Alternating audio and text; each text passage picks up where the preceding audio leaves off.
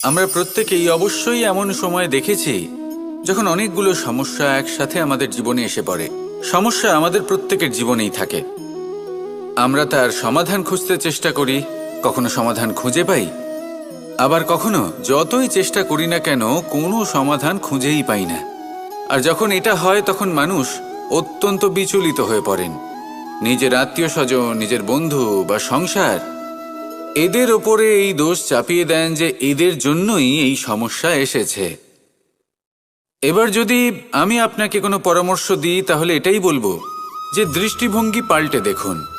এই দৃষ্টিভঙ্গি দিয়ে দেখুন যে এই সংসারে যে সমস্যায় আসুক না কেন তার জন্য কেউ দোষী নয়, না আপনি না অন্য কেউ। এই পুরো খেলাটাই আপনার মানসিকতা, আপনার দৃষ্টিভঙ্গির, আপনার মনের। কিভাবে বোঝাচ্ছি? যখন আমাদের মন শক্ত থাকে তখন কঠিন থেকে কঠিনতর পরিস্থিতিও আমাদের জীবনে খুব বেশি হলে প্রতিস্পর্ধা হয়ে থেকে যায়। সেখানে যদি আমাদের মন দুর্বল থাকে তখন অল্প কঠিন পরিস্থিতিও আমাদের কাছে খুব বড় সমস্যা হয়ে যায়, তাই না? একটা শক্ত মন কঠিন পরিস্থিতিকে প্রতিস্পর্ধা হিসেবে দেখে আর তার মধ্যেও একটা সুযোগ খুঁজে নেয়। আমাদের শুধু এটাই করতে হবে। এই সংসারে অন্য কাউকে দোষী মনে করলে আপনার সমস্যা দূর হয়ে যাবে না। সেই জন্য এই সংসারকে দোষ দেওয়ার বদলে এই সমস্যার মূলে চলে যান, সেটাকে বুঝুন, নিজের এই মনকে শক্ত করে তুলুন। যদি আপনার মন শক্তিশালী হয় তাহলে এই সংসারে অনেক বড় বড় কঠিন থেকে কঠিনতর পরিস্থিতিও যদি আসে, আপনার জীবনে যতই বড় বড় সমস্যা আসুক না কেন আপনার লক্ষ্য লাভে বাধা দিতে পারবে না। আসুন আমার সাথে ভালোবেসে বলুন, রাধা রাধা। আমরা সবাই পাথর দেখেছি, পর্বতও দেখেছি, শুকনো পাতাও দেখেছি, শ্যামল বনানীও দেখেছি। কখনো ভেবেছেন পাথরের অস্তিত্ব কিন্তু ততক্ষণ পর্যন্ত যতক্ষণ সে পর্বতের গায়ে আটকে থাকে। যখন সেই পর্বত থেকে সেই পাথর ভিন্ন হয়ে যায় ও নিজের অস্তিত্ব হারিয়ে ফেলে। আস্তে আস্তে কখনো পাথর কেটে বা কখনো পিষ্ট হয়ে সেই পাথর আস্তে আস্তে মাটিতে পরিণত হয় এবং পূর্ণরূপে নিজের অস্তিত্ব হারিয়ে ফেলে। এটাই পাতার সাথেও হয়। এই পাতা যতক্ষণ গাছের ডালের সাথে যুক্ত ততক্ষণ তার অস্তিত্ব থাকে। যখনই ডাল থেকে বিচ্ছিন্ন হয় সেও নিজের অস্তিত্ব হারিয়ে ফেলে। আর এটাই আমাদের সাথেও হয়। যতক্ষণ আমরা নিজেদের আপনজনের সাথে যুক্ত থাকি আমাদের অস্তিত্ব বজায় থাকে। যখন আপনজনদের সাথে সম্পর্ক ছিন্ন করি তখন আমরাও আমাদের অস্তিত্ব হারিয়ে ফেলি। এবার এই সংসারের প্রত্যেক ব্যক্তি স্বতন্ত্র থাকতে চান, আর অনেক ব্যক্তি স্বতন্ত্র থাকবেন বলে আপনজনদের দূরে করে দেন আর তাদের সাথে এই সম্পর্ক ছিন্ন করেন। এটা কি সত্যি প্রয়োজন?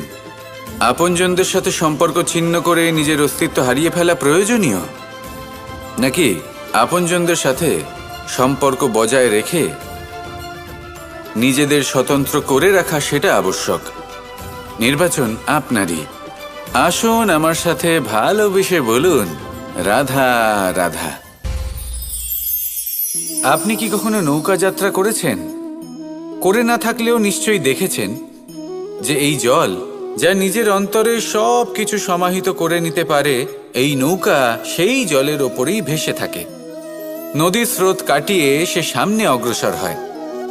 কিন্তু যদি এই নৌকায় কোনো ছিদ্র হয় তাহলে কিন্তু সেই নৌকা ডুবে যাবে। আর এতে কোনো তফাৎ হবে না যে সেই ছিদ্র ছোট নাকি বড়, নৌকা ডুবে যাবে। এই ছিদ্র হলো আমাদের জীবনে আমাদের অপগুণ, আমাদের দোষ, আমাদের বিকার। কখনো এটা ভাববেন না যে এই দোষ খুবই ছোট, এতে কিছুই যাবে আসবে না। না, সেই ছোট দোষ, সেই ছোট বিকার যদি সেটাকে শুধরে না নেন তাহলে সেটা আপনাকে আপনার পতনের দিকে নিয়ে যাবে। শেষ পর্যন্ত এটা আপনার ওপর নির্ভরশীল যে আপনি কি চান। আপনার জীবনের এই নৌকা এভাবেই ডুবে যেতে দেখবেন, নাকি নিজেকে শুধরে নিয়ে সেই নৌকার সেই ছিদ্রটাকে ভরিয়ে তুলতে চাইবেন? নির্বাচন আপনার। আসুন আমার সাথে ভালোবেসে বলুন, রাধা রাধা। জল। জলই পৃথিবীতে বেঁচে থাকার জন্য আবশ্যক তো বটেই, কিন্তু এই জল আমাদের একটা অত্যন্ত গুরুত্বপূর্ণ শিক্ষা প্রদান করে। কখনো এই জলকে দেখেছেন? যে পরিস্থিতিতেই এই জল প্রবাহিত হোক না কেন, এর উপর যা কিছুই প্রভাব থাকুক না কেন, এর পথে যতই বাধা আসুক না কেন, তার মধ্যে থেকে ও নিজের পথ ঠিক বের করে নেয়, কিন্তু নিজের প্রবাহ থামতে দেয় না, ক্রমাগত অগ্রসর হতে থাকে। সেরকমই একটা শিক্ষা যেটা আমরা জল থেকে পেয়ে থাকি তা হলো এটা, আমরা যখন জলের দিকে তাকাই তখন আমরা নিজের প্রতিবিম্ব দেখি, স্পষ্টভাবে দেখতে পাই, কিন্তু তখনই দেখতে পাই যখন এই জল শান্ত থাকে, স্থির থাকে। যদি এই জল অশান্ত হয়ে থাকে, স্থির না হয়, তাহলে আমরা এতে নিজের প্রতিবিম্ব দেখতে পাই না। এটাই আমাদের মনের সাথেও হয়ে থাকে। যখনই জীবনে কোনো সংকট আসে, যদি আমরা শান্ত মনে, স্থির মনে সিদ্ধান্ত নিই, তাহলে সেটা এমন একটা শীতল সিদ্ধান্ত হবে যেটা আমাদের ভবিষ্যৎকে একটা শ্রেষ্ঠ স্থানে নিয়ে যাবে। যদি এই মন অশান্ত হয়, বিচলিত হয়, পীড়িত হয়, দুঃখিত হয়ে থাকে, রুষ্ট হয়ে থাকে, তাহলে অনেক সময় আমরা এমন সিদ্ধান্ত নিই যেটা আমাদের জন্য অনুচিত প্রমাণিত হয়। যখন আপনি ক্রুদ্ধ ছিলেন বা দুঃখের বশে ছিলেন, তখন অনেক সময় হয়তো এমন সিদ্ধান্ত নিয়েছেন যেটার জন্য ভবিষ্যতে আপনি অনুশোচনা করেছেন। এবার দেখুন, এই আবেগগুলো থেকে আমরা পালাতে পারবো না, কিন্তু এই আবেগগুলো আপনার উপর কতটা প্রভাব ফেলবে সেটা আমরা অবশ্যই ঠিক করতে পারি। এই মনকে আমরা নিয়ন্ত্রণ করতে পারি। এটাই করুন, চিন্তা করুন, এই মনকে শান্ত রাখুন, স্থির হতে চেষ্টা করুন, আর তারপরে সিদ্ধান্ত নিন।